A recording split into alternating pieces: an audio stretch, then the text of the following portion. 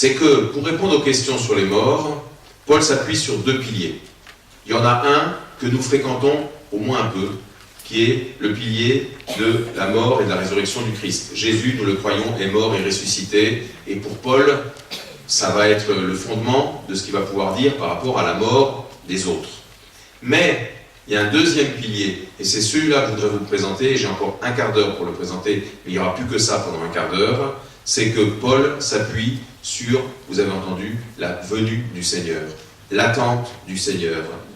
Nous les vivants, par exemple à la 5e ligne, nous les vivants, nous qui sommes encore là pour la venue du Seigneur.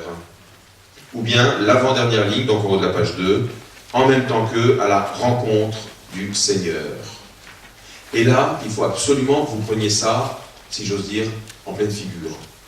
Parce que c'est quelque chose dont nous-mêmes, nous avons parfois peu idée, en quoi nous plaçons peut-être aucune espérance, alors que c'est au cœur de l'espérance de saint Paul. Et c'est beaucoup plus compliqué pour saint Paul dans cette lettre-là et dans d'autres écrits, j'y viendrai tout à l'heure. Finalement, ça devrait être beaucoup plus compliqué pour lui que pour nous, ou beaucoup plus incroyable.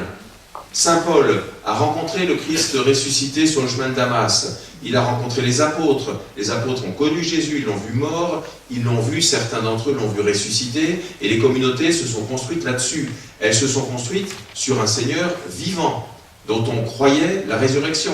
Donc elles se sont construites, si on peut dire, appuyées sur un événement que nous qualifierions du passé. 15 ans après, on est dans l'année 50, ça fait 15 ans que tout ça a eu lieu, très bien. Que saint Paul dise que le Christ soit vivant, heureusement, c'est quand même la conséquence directe de la résurrection. Mais son espérance, il la fonde encore plus, il la fonde différemment, il ne la fonde pas là où je suis en train de dire, il la fonde sur le fait qu'il attend la venue du Seigneur. Et que c'est ça qui va orienter toute sa réponse. Et vous noterez au passage que la communauté à laquelle il s'adresse partage exactement cette foi-là. La communauté est persuadée, sinon d'ailleurs l'argument ne marcherait pas pour Paul, la communauté est persuadée de ça, et justement la question que se pose la communauté, c'est pas exactement la même du coup. C'est la question de savoir, mais alors, à la venue du Seigneur, est-ce qu'il y aura une différence entre nous qui sommes encore sur terre, les compagnons de Paul, ceux à qui il écrit, et puis ceux qui, en 15 ans de temps, sont déjà décédés, ou ceux qui sont morts la semaine dernière. La question, voyez-vous, c'est, est-ce que ceux qui sont déjà décédés ne vont pas être désavantagés par rapport à ceux qui sont encore là? Nous qui sommes là avec toi, Paul, nous qui sommes une communauté chrétienne vivante, à la venue du Seigneur, il va nous rencontrer, parfait. Alors ceux qui sont déjà partis un peu sur le côté, alors on reviendra sur la conception de la mort, est-ce qu'ils vont être lésés? Ah, vous voyez que ce n'est pas du tout la question que nous posons, hein.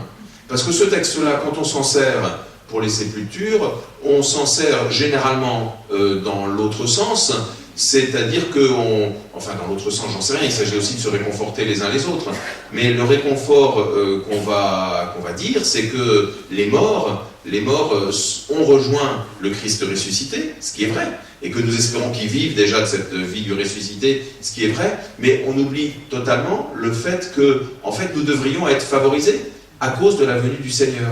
Alors, je commence à le dire comme ça, mais comme je vais continuer à le dire, je suis sûr que si ce n'était pas encore complètement clair, ça va continuer à l'être. Même si saint Paul utilise pour ça des catégories tout à fait juives. Il faut voir que saint Paul est un juif, on le sait tous, qu'il est formé, pétri de la théologie pharisienne, et donc par exemple, il parle de ceux qui se sont endormis, il parle des sommeillants. C'est comme ça d'ailleurs que nous continuons à en parler. Qui reposent dans la paix, ils sont endormis dans la mort. Ça, c'est une notion parfaitement juive, je le dirai tout à l'heure, mais cette notion-là, elle a été traversée par la résurrection du Christ, et la résurrection du Christ porte en elle l'espérance de sa venue. C'est ça que je voudrais dire et redire. Alors du coup, je lis rapidement le deuxième texte de la même épître. Au moins, entendez déjà ça, entendez à quel point, à nouveau, ça s'appuie sur la venue du Seigneur. Pour ce qui est des temps et des moments de la venue du Seigneur. Saint Paul n'est pas en train de parler de la fête de Noël, hein. Il n'est pas en train de parler de Jésus qui va marcher sur les routes de Galilée, c'est fait.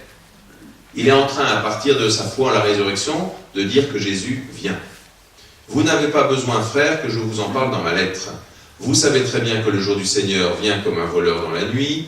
Quand les gens diront quelle paix, quelle tranquillité, c'est alors que tout à coup la catastrophe s'abattra sur eux, comme les douleurs sur la femme enceinte, ils ne pourront pas y échapper. Mais vous, frères, comme vous n'êtes pas dans les ténèbres, ce jour ne vous surprendra pas comme un voleur. En effet, vous êtes tous des fils de la lumière, des fils du jour. Nous n'appartenons pas à la nuit, aux ténèbres. Alors ne restons pas endormis comme les autres, mais soyons vigilants et restons sobres. Les gens qui dorment, c'est la nuit qu'ils dorment. Ceux qui s'enivrent, c'est la nuit qu'ils sont ivres. Mais nous, qui sommes du jour, restons sobres. Mettons la cuirasse de la foi et de l'amour, et le casque de l'espérance du salut, car Dieu ne nous a pas destinés à subir la colère, mais à entrer en possession du salut par notre Seigneur Jésus-Christ, mort pour nous, afin de nous faire vivre avec lui, que nous soyons en train de veiller ou de dormir. Ainsi réconfortez-vous mutuellement et édifiez-vous l'un l'autre comme vous le faites déjà. À nouveau, il est question de la venue du Seigneur. À nouveau, il est question du jour du Seigneur, ou plutôt il est question du jour du Seigneur à la deuxième ligne, j'y reviendrai quelques instants juste après. Ce que saint Paul dit, entre autres, alors je ne peux pas tout redétailler parce que vraiment ça passe vite, c'est que le temps, le calendrier, c'est pas ça la question. Ils sont inconnus ces calendriers-là, j'y reviendrai moi-même, mais saint Paul ne le détaille pas dans sa lettre. Il dit juste que cette certitude de foi transfigure la vie de tous ceux qui vivent déjà dans la lumière, tous ceux qui sont les enfants de la lumière, tous ceux qui sont les enfants du jour, c'est-à-dire tous ceux qui vivent déjà du Christ ressuscité. Alors leur vie, elle est prise dès maintenant par le Christ ressuscité, et ce jour-là ne les surprendra pas au sens de ne les condamnera pas, mais ça c'est encore d'autres questions pour cet après-midi. Ça sera un jour qui va finalement dilater, épanouir ceux qu'ils sont déjà.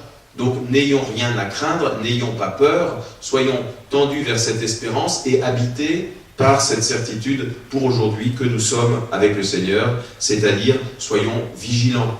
Il y a un combat à mener. Dieu utilise d'ailleurs Paul utilise des expressions pour en parler, mais ce combat de la vigilance, c'est un combat qui doit et qui peut se mener grâce à cette espérance qui est la nôtre, qui fait que finalement la situation du chrétien sur cette terre ne diffère pas fondamentalement de celui qui est déjà décédé. Tous les deux appartiennent, l'un comme l'autre, déjà à ces réalités dernières, si vous voulez, que sont la présence et la venue espérée du Seigneur.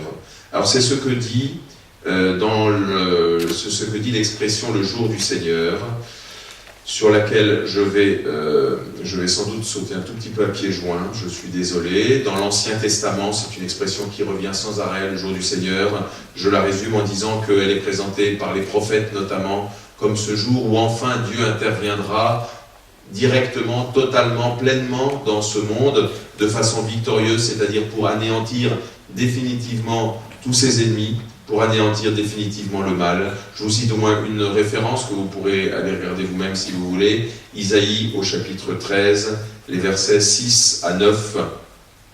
Voilà un bel exemple de jour du Seigneur. Dieu qui fera valoir son droit sur les hommes, sur le monde. Dieu qui renouvellera toutes choses, qui détruira l'ordre ancien, c'est-à-dire celui où subsistent encore des traces de mal, pour que de fait tout soit totalement restauré. Ce jour du Seigneur va connaître un bouleversement dans la pensée théologique par la résurrection du Christ, qui est déjà le jour du Seigneur, qu'on célèbre, ça c'est mon point de vie si vous voulez, qu'on célèbre effectivement tous les dimanches. Pourquoi c'est un bouleversement? Parce que le jour du Seigneur apparaissait lié dans la pensée de l'Ancien Testament à deux choses. D'abord petit à petit à cette figure du Messie qui allait porter et réaliser lui-même le jour du Seigneur. Donc on avait l'attente messianique dont on parle qui était en place pour que le Messie fasse advenir ce jour du Seigneur. Et puis deuxièmement, que ce jour du Seigneur allait être le jour de la récapitulation, le jour de la résurrection finale, on dirait, le jour d'un renouvellement de toutes choses. Mais sur ces deux points-là, la mort et la résurrection du Christ ont obligé la théologie à être bouleversée, à la fois quant à son regard sur le Messie, qui n'était pas du tout le Messie que bien des Juifs normaux et de pleine foi attendaient, espéraient, et en même temps, le regard sur la résurrection, le fait que le jour du Seigneur, si j'ose dire, le Christ est ressuscité, mais nous, là-dedans, et les contemporains du Christ, et les apôtres du Christ, la résurrection pour eux, c'est où, c'est quand, c'est quoi, c'est comment. Vous voyez que ça a été à la fois un bouleversement, mais dans une vraie continuité que les chrétiens ont tenue. Ils ont tenu que le Christ était bien le Messie qui apportait le jour du Seigneur. Alors, nous sommes obligés de nous arrêter quelques instants, ça aurait été le point 3i, sur la permanence de la foi en l'attente de la venue du Seigneur dans la gloire. C'est une permanence qu'on trouve dans tous les Écritures. Alors, heureusement, j'ai écrit cette fois-ci les références. Donc, vous pourrez aller les voir. Une attente surprenante pour nous, des premières communautés. Et vous verrez de façon précise qu'il ne s'agit pas seulement d'attendre la venue du Seigneur, mais de l'attendre comme étant l'achèvement du salut.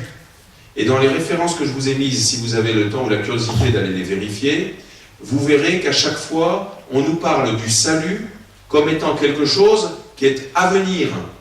Ce qui est bouleversant, puisque nous fondons tous notre foi dans le salut, là encore, sur la mort et la résurrection du Christ, qui par sa mort nous a sauvés du péché, par sa résurrection nous a justifiés, nous a donné la vie. Donc le salut, il est là. Dieu nous a sauvés. Et pourtant, dans tous ces passages, qui sont donc constants dans la pensée chrétienne, le salut semble encore à venir. Alors malheureusement, je n'ai pas le temps de les lire, mais je vous promets que ces phrases-là, elles sont immédiatement compréhensibles quand on pense à ce que je suis en train de vous dire. Et que ces phrases-là utilisent, pour parler de la venue du Seigneur, utilisent le présent. Quand il s'agit de parler de la venue du Seigneur, le Seigneur vient. De temps en temps, il y a des futurs, vous regarderez ça de plus près, de la façon dont nous percevons les choses. Parce que nous sommes dans un temps qui se déroule, même s'il s'agit des derniers temps, le temps se déroule et nous avons besoin de ce futur. Mais quand il s'agit de parler du côté de Dieu, c'est toujours le Seigneur vient. Et pour citer quelques-uns des mots qui disent cette attente, par exemple le credo. Le credo que nous récitons chaque dimanche, dans le credo de Nicée-Constantinople, je suis désolé, mais la traduction n'est pas juste. Et la traduction n'est pas juste, notamment parce que le latin du credo n'est pas juste par rapport au grec. Donc moi, si je vous dis le grec, c'est pas « il viendra », c'est « il vient », ou c'est même plus exactement « venant ». Venant, alors il y a « venant » de nouveau. Donc c'est le de nouveau qu'on traduit parfois par « revient », c'est-à-dire « retour ». Mais il n'est pas question du retour du Christ, il est question de la venue du Christ. Il y a un verbe pour désigner que quelqu'un revient. Ce verbe, il existe dans l'Évangile, mais il n'est jamais utilisé pour parler de la venue du Christ. C'est la venue du Christ, donc ça n'est pas un retour, c'est une venue, et c'est une venue qui a lieu au présent. Donc on utilise le présent et on n'utilise pas le mot retour. Alors ça, essayez de le vérifier d'abord vous-même, pour être sûr que je ne vous dise pas trop de bêtises, mais c'est quand même ce que nous disons aussi dans la messe à d'autres endroits. Là, j'ai parlé du credo. Mais quand nous chantons à l'anamnèse, nous attendons ta venue dans la gloire, ou bien nous attendons que tu viennes, ou bien viens Seigneur Jésus. Quand dans la troisième prière eucharistique, nous disons nous attendons son dernier avènement. Quand dans le Notre Père, nous disons que ton règne vienne. Vous sentez le poids de tout ça, que ce ne sont pas des petites formules annexes, c'est en fait au cœur de notre espérance. Notre espérance, c'est celle de croire en un accomplissement. Le Christ a accompli toutes choses, et pourtant un accomplissement qui n'est pas achevé. C'est le jeu de mots, si je puis dire, dans lequel nous pouvons entrer. C'est-à-dire de croire en une unique venue du Seigneur. Le Seigneur ne se découpe pas en rondelles, c'est toujours le même, c'est bien notre Seigneur, notre Messie qui est ressuscité, mais cette venue du Christ, elle se fait, si j'ose dire, en deux avènements, comme on le dit au moment de Noël. Il y a l'avènement du Christ dans cette chair, un avènement d'un Messie dont la gloire est cachée, voire même humiliée, jusqu'à la croix. Il y a la venue présente du Christ dans une gloire dont on peut dire qu'elle est différée, et puis il y a la venue du Christ dans une gloire qui est manifestée. Et tout ça, c'est l'unique venue, pourrait-on dire, du Seigneur. Ça me permet de lire quand même. Est-ce que vous m'autorisez ou quoi, les organisateurs? Bon, désolé, j'essaierai de faire mieux les autres fois, mais bon. De lire au moins, parce que là je pense que c'est mieux préparé par tout ce que je viens de dire, de lire deux extraits d'abord du Concile Vatican II dans le fameux chapitre 7 dont je parlais tout à l'heure. La restauration promise que nous attendons a déjà commencé dans le Christ. Elle progresse avec l'envoi du Saint-Esprit et grâce à lui continue dans l'Église, dont la foi nous apprend aussi le sens de notre vie temporelle, tandis que nous accomplissons dans l'espérance des biens futurs, l'œuvre que le Père nous a donné à faire en ce monde et que nous opérons notre salut. Ainsi donc, les derniers temps sont arrivés pour nous. Le renouvellement de l'univers est irrévocablement établi et, en un certain sens, il a vraiment commencé dès ici-bas. Dès ici-bas, l'Église est en effet auréolée d'une sainteté véritable, si imparfaite qu'elle soit, mais tant qu'il n'y aura pas de nouveaux cieux et de terres nouvelles où habite la justice, l'Église voyageuse portera dans ses sacrements et dans ses institutions qui appartiennent à l'ère présente le reflet de ce monde qui passe. Elle-même vit au milieu des créatures qui jusqu'à présent soupirent et souffrent les douleurs de l'enfantement en attendant la révélation des fils de Dieu. Ça redit à la fois l'ampleur de notre espérance et puis notre situation dans ces derniers temps qui sont arrivés, notre situation qui elle-même est une situation d'église, et une situation d'église qui elle-même est une situation d'église dans le monde. Alors tout ceci, si j'ose dire, s'emboîte, mais à condition de prendre la bonne paire de lunettes, c'est-à-dire de commencer par regarder du côté de Dieu, c'est-à-dire de faire de la théologie. Et pour finir sur ce jour du Seigneur, je lis le dernier paragraphe, et là je m'arrête pour de bon, mais c'était un extrait d'une lettre que Jean-Paul II a écrite en 98 sur le jour du Seigneur, pour bien y mettre tout ce qu'on peut y mettre. Donc le jour du Seigneur, pas seulement comme le dimanche, ou plutôt comme le dimanche, à condition qu'il y ait bien tout le reste. Alors je lis. Jaillissant de la résurrection, le dimanche traverse le temps de l'homme, les mois, les années, les siècles, comme une flèche qui les pénètre en les tournant vers le but de la seconde venue du Christ. Le dimanche préfigure le jour final, celui de la parousie, ça c'est la venue dans la gloire du Christ, parousie, déjà anticipé en quelque sorte par la gloire du Christ dans l'événement de la résurrection. En effet, tout ce qui arrivera jusqu'à la fin du monde ne sera qu'une expansion et une explicitation de ce qui est arrivé le jour où le corps martyrisé du crucifié est ressuscité par la puissance de l'Esprit et est devenu à son tour la source de l'Esprit pour l'humanité. C'est pourquoi le chrétien sait qu'il ne doit pas attendre un autre temps du salut, parce que le monde, quelle que soit sa durée chronologique, vit déjà dans les derniers temps. Non seulement l'Église, mais aussi le cosmos lui-même et l'histoire sont continuellement dirigés et guidés par le Christ glorifié. Et là, je crois que ça peut aussi nous aider à repenser notre dimanche. Pourquoi va-t-on à la messe le dimanche? Permettez-moi cette question brutale. Bon, bien entendu, parce que l'Église nous y invite, le Seigneur nous y invite, nous allons célébrer la mort et la résurrection du Christ. Très bien, mais est-ce que vous allez aussi à la messe le dimanche pour fêter le jour du Seigneur, c'est-à-dire pour célébrer cette venue dans la gloire que nous attendons tous? Un dimanche, non pas en référence au passé, mais un dimanche en référence à cet avenir qui traverse déjà l'humanité, parce que nous sommes dans les derniers temps.